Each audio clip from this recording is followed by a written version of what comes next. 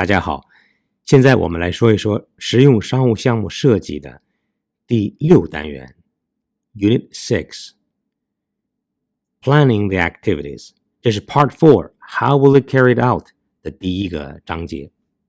来执行了，我们的商业目标确定之后，我们该去执行了。After gathering all the information about the business and deciding on the objectives of your project, we have now reached the stage when we can plan it in detail all the things we will have to do to reach those objectives. In other words, we need to plan the activities. 之前我们把我们的业务相关方面的信息都掌握了，现在该决定我们的项目的目标，也就是说，我们该设计我们的活动了，我们要干什么了。Let's take part of a project and see how this can be done. 我们用一个项目的一个部分来做例子，来看看这些 activities 这个 planning 该怎么做。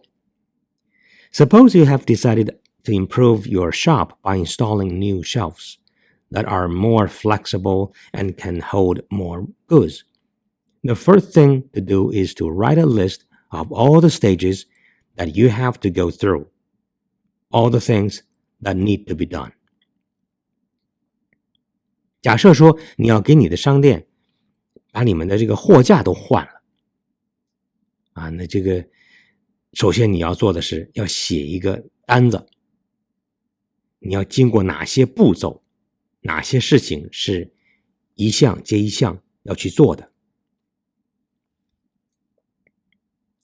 Your first list might look like this. Design the new shelves. 设计新的架子。Order the new shelves. 订货，订新的架子。Accept delivery of the new shelves. 收货。And install the new shelves. 安装新架子。这看起来好像很简单哈，就像如何把大象关进冰箱里一样，先把门打开，把大象放进去，再把门关上。先设计架子，完了订货，完了收货，之后安装。Then you think about your existing stock and shelves and write another little list. 那是一个初步的大框架，之后你要细想了，你现在的货物怎么办？你要写另外一个单子。Take old stock from shelves. 得先把旧架子上的这些货拿下来。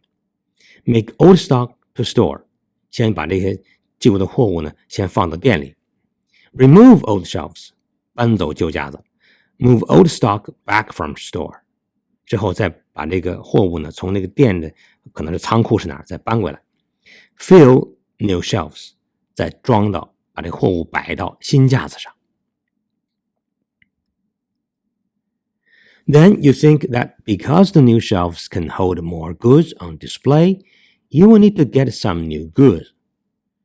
现在你的新架子能够装更多的货物，那么你可能会想，我们要再多进一些货了。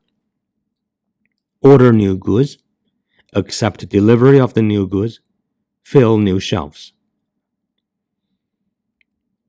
You could turn these lists into little flow charts.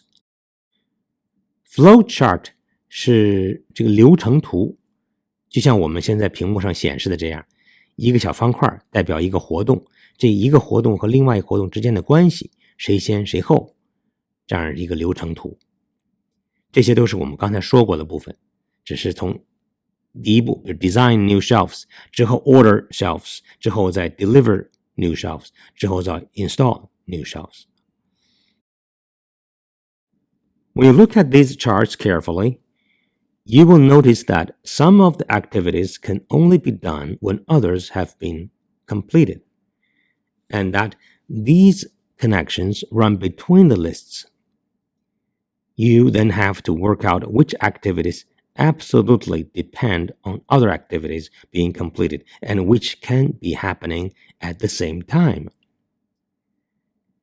根据这个流程图，你会发现有一些活动呢是有顺序的，这件事没干完，下一件事干不了。他们之间有这样的关系。那么有一些事情呢，可能呢不是这么紧密，就是先后关系，也许是可以同时来做。For example, you can't install the new shelves until you have removed the old shelves. The second depends on the first. 比如说，你这个旧的架子不搬出去，你新架子搬不进来，所以新架子搬进来这件事儿，它得取决于你旧架子先搬出去。On the other hand, you can order the new shelves at the same time as you order the new stock. 但订货，因为它还有一个送货的时间，所以你订新架子和订新货可以是同时来做。The two activities don't depend on each other. As you identify these important sequences, you are doing what is called a critical path analysis. This will help you plan what you are going to do so that the essential things are done in the right sequence. 去明确这些顺序，它叫做 critical path analysis. Critical 是这个要紧的、关键的 ，path 是路径，走的路那路径。也有人把它翻译成要径分析啊，重要的路径分析，也有就是说这个关键路径分析。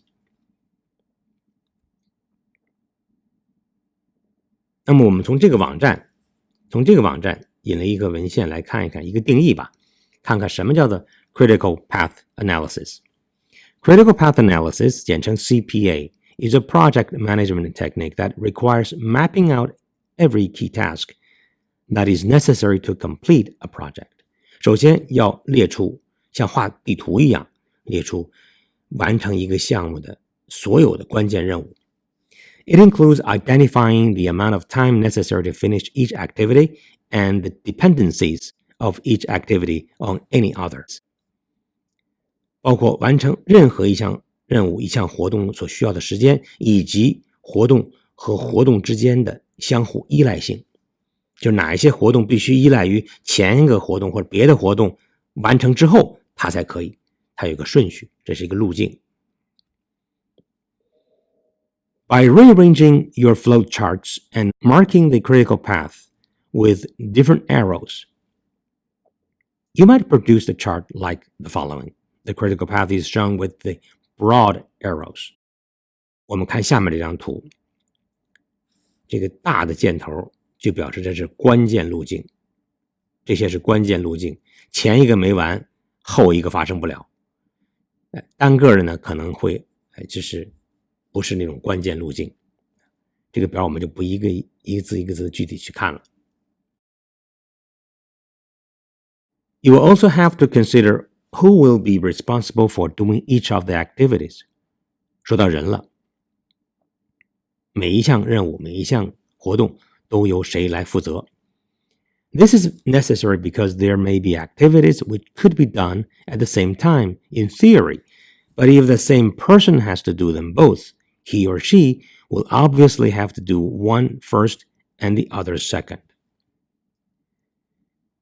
因为有些活动刚才我们说了，可以是理论上讲是可以同时发生的，他们俩可以同时干，这个事儿可以同时干。但如果是同一个人，他要干两件可以同时发生的事情，他干不了，他得一件一件的干。Don't forget to include things such as getting official permissions or certificates if they are necessary for your project. 同时还需要注意外部环境，比如说你要得到相关部门的许可，那许可证、相关的证书，你才能够开展你这个业务，来去实现你这个项目。不要忘记去申请得到这些许可和证书。The final stage of this bit of planning will be to see how long each bit of activity will take, and then arrange your chart to fit along a time scale. 最后一个步骤就是计划时间了，每一个项目、每一项任务需要多长时间。This will show when each of the activities will happen and how long each should take from beginning to end of the project. 看看每一项任务什么时候开始？在整个项目从头至尾的这个过程当中，这项活动、这项任务应该什么时候开始？好，下一次我们看一看 case study and your own project。我们下次见。